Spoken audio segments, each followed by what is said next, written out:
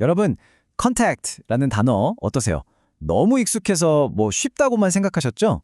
근데요, 사실 이 단어 하나를 어떻게 쓰느냐에 따라서 비즈니스 파트너한테는 굉장히 격식 있는 사람이 될 수도 있고, 반대로 오랜 친구한테는 좀 어색한 사이가 될 수도 있단 말이죠. 그래서 오늘 이 contact라는 단어에 숨어있는 그 미묘한 차이들을 한번 제대로 파헤쳐보고요. 여러분의 소통을 한 단계 더 업그레이드 시켜보는 시간을 갖겠습니다. 자, 그럼 이런 질문이 생기죠. make contact 아니면 getting contact. 둘 다 그냥 연락하다 아닌가요? 대충 섞었어도 괜찮지 않을까요? 라고 생각하실 수 있어요. 근데 정답은 아니요입니다. 정말 놀랍게도 이 작은 차이가 여러분이 전달하려는 메시지의 느낌을 완전히 바꿔버릴 수 있거든요. 오늘 그 비밀을 저랑 같이 한번 파헤쳐 보시죠. 자, 좋습니다. 그럼 그 미묘한 차이를 제대로 이해하려면 먼저 콘택트라는 단어가 가진 그 본질부터 알아봐야겠죠? 그래서 첫 번째 섹션에서는요, 이 단어의 진짜 의미를 한번 깊숙이 들여다보겠습니다. 이 콘택이라는 단어는요, 마치 세 개의 얼굴을 가진 것 같아요. 자, 첫째는 뭐냐면 손끝이 어떤 물체에 닿는 것 같은 그런 물리적인 접촉을 말하고요. 둘째는 우리가 친구랑 메시지 주고받는 것처럼 사회적인 연락을 의미하죠. 그리고 마지막으로 이거 되게 중요한데 I have a contact at that company 이렇게 말할 때 있잖아요. 그럴 때처럼 나한테 도움을 줄 수 있는 아주 소중한 인맥을 뜻하기도 합니다. 와, 진짜 다재다능한 단어죠? 이 단어가 어떻게 변해왔는지 그 여정을 따라가 보면요, 그 의미가 훨씬 더 깊게 와닿아요. 원래 컨택트는 라틴어 컨틴제레에서 왔다고 해요. 뜻이 뭐냐면 함께 닿다. 그러니까 순수하게 물리적인 의미에서 시작한 거죠. 근데 이 단어가 시간을 쭉 거쳐오면서요, 그냥 몸이 닿는 그런 신체적 접촉을 넘어서 사람과 사람의 마음을 잇는 그런 사회적인 연결이라는 훨씬 따뜻하고 넓은 의미를 갖게 된 겁니다.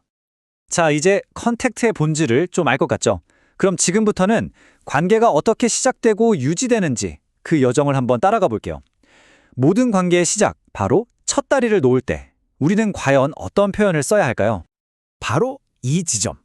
여기가 정말 많은 분들이 헷갈려 하시는 부분이에요. 예를 들어서 친구한테 I'll make contact with you later 라고 말한다고 상상해 보세요. 어때요? 뭔가 좀 로봇 같지 않나요? 맞아요. make contact은 이렇게 공식적인 첫 접촉, 예를 들면 잠재 투자자들과 접촉을 시도한다처럼 약간 무게감이 느껴지는 표현이거든요. 반면에 get in contact은 훨씬 부드럽고 자연스럽죠. 회의 끝나고 연락할게. 이런 일상적인 상황에서는 이 표현이 100배는 더 자연스럽습니다. 이 작은 차이가 여러분의 인상을 확 바꿀 수 있다는 거 기억하세요?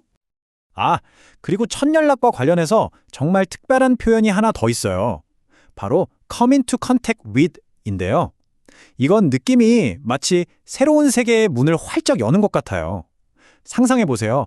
낯선 곳으로 여행을 갔는데 한 번도 경험해보지 못한 문화를 처음으로 딱 마주했을 때 바로 그 설레는 첫 만남의 순간, 그 느낌을 담고 있는 표현이랍니다.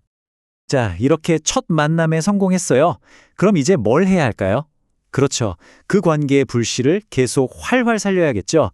이번에는 그 연결을 쭉 유지하는 따뜻한 표현들 한번 알아볼게요. 관계를 유지할 때 우리가 가장 흔하게 쓰는 표현이 바로 keep in contact, 그리고 stay in contact예요. 이 둘은 거의 쌍둥이라고 보시면 돼요. 의미가 똑같아서 우리 계속 연락하고 지내자 이런 뜻으로 아주 편하게 쓰시면 됩니다. 근데요, 그냥 연락하는 것 이상으로 정말 아주 가깝고 친밀한 사이라는 걸 표현하고 싶을 땐 어떻게 해야 할까요? 그 해답이 바로 다음에 나옵니다. 바로 in close contact라는 표현을 쓰는 겁니다. 예문을 한번 볼까요? 그녀는 가족과 긴밀하게 연락하며 지낸다. 이게 무슨 뜻일까요? 그냥 명절에만 안부 전화 한 통하는 그런 사이가 아니라는 거죠. 자주 만나고 속 깊은 대화도 나누는 정말 끈끈한 관계, 그걸 의미하는 거예요. 그냥 킵하는 걸 넘어선 close가 주는 강력한 힘이죠. 하지만 모든 관계가 그렇게 시작되고 또 영원히 뜨겁게 유지될 수만은 없겠죠. 살다 보면 때로는 자연스럽게 멀어지는 순간도 찾아오기 마련이니까요. 자, 보세요. 우리가 지금까지 함께 따라온 이 관계의 여정이 한눈에 딱 들어오네요. 시작이 있었고 유지가 있었다면 때로는 끝도 있기 마련입니다. 그럼 이제 마지막 단계, 연락이 끊기는 바로 그 순간에 사용하는 표현을 한번 살펴보겠습니다. lose contact, 이 표현은요, 정말 좀 씁쓸한 뉘앙스가 있어요. 이게 누군가랑 막 싸워서 나 너랑 이제 연락 안 해 하고 일부러 끊는 게 아니에요. 그게 아니라 졸업을 하거나 멀리 이사를 가는 것처럼 어쩔 수 없는 상황 때문에 자연스럽게 연락이 뜸해지고 멀어지는 것. 의도치 않았기 때문에 더 아쉽고 그런 짠한 감정이 담겨 있는 표현입니다. 자, 지금까지는 관계의 시작부터 끝까지 좀 감성적인 흐름을 따라왔잖아요. 그럼 이제부턴 분위기를 바꿔서 컨택의 좀 더 기술적이고 실용적인 측면을 들여다볼 시간입니다. 우리의 소통을 가능하게 해주는 일종의 도구들을 한번 살펴보는 거죠. 자, 다이렉트와 인디렉트 컨택. 이 둘의 차이는 아주 명확해요. 다이렉트는 말 그대로 직접, 악수하는 것처럼 사람과 사람이 직접 닿는 거고요. 인디렉트는 간접이죠. 예를 들어서 바이러스가 묻은 문고리를 만지는 것처럼 어떤 물건을 통해서 연결되는 거예요. 특히 요즘 같은 때에 이 질병의 전파 방식을 생각하면 이 차이가 얼마나 중요한지 확 와닿으실 겁니다. 그리고 이건 여러분 스마트폰에도 가득 들어있을 텐데요. 바로 컨택 인포메이션 또는 컨택 디테일즈라고 하는 거죠.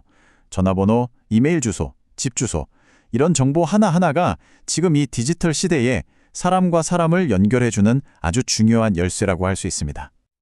그리고 그 수많은 연락처 정보 중에서도 emergency contact, 즉 비상 연락처는 정말 특별한 의미를 가집니다. 이건 그냥 단순한 정보 쪼가리가 아니죠. 생각해보세요.